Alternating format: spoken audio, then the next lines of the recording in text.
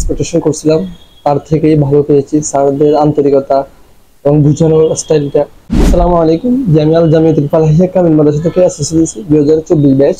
দীর্ঘ 3 মাস আমাদের যে অফিস প্রোগ্রাম ক্লাসটা শেষ হয়েছে, আজকে শেষ ক্লাস ছিল।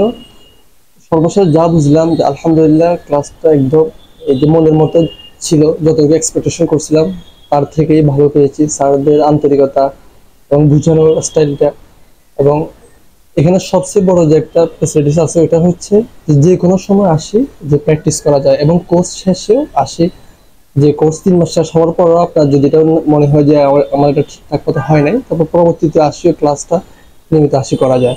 এখানে আরেকটা বিষয় হচ্ছে যে স্যাররা বাধ্যতামূলকভাবে হোমওয়ার্ক আদায় করে।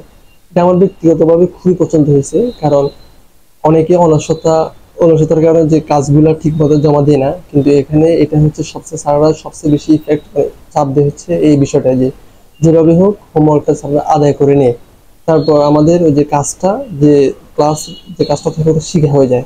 জুনিয়রদের জন্য আরেকটা পরামর্শ থাকবে যে যে তোমরা শুধু একাডেমিক ক্লাস, যে একাডেমিক ভিত্তিক যে ক্লাসগুলো আছে, যে পড়াশোনাগুলো আছে, শুধু ওইগুলোতে সীমাবদ্ধ থাকবে না। তোমরা এখন যে পাশাপাশি আর কি করা যায় বা পাশাপাশি কি স্কিল ডেভেলপ করা যায়, তো এটা হচ্ছে সবচেয়ে সহজ। যে তোমার স্টুডেন্ট থাকা অবস্থায় সবচেয়ে সহজ যেটা হচ্ছে সেটা হচ্ছে যে তোমার এই যে আইটি সেক্টরে যে কিছু স্কিল ডেভেলপ করা। তো এখন যে আমার সর্বশেষ একটা কথা হচ্ছে যে কেউ যদি আমাকে বলে যে ফেনীতে যে কোনো আইটি সেন্টার কোনটায় ভালো হবে, আমি ব্যক্তিগতভাবেই সবাইকে এটাই সাজেস্ট করি যে কোটকাব্য আইটি ইনস্টিটিউট, যে এটা আমার কাছে সবচেয়ে বেটার এবং বেস্ট মনে হয়েছে।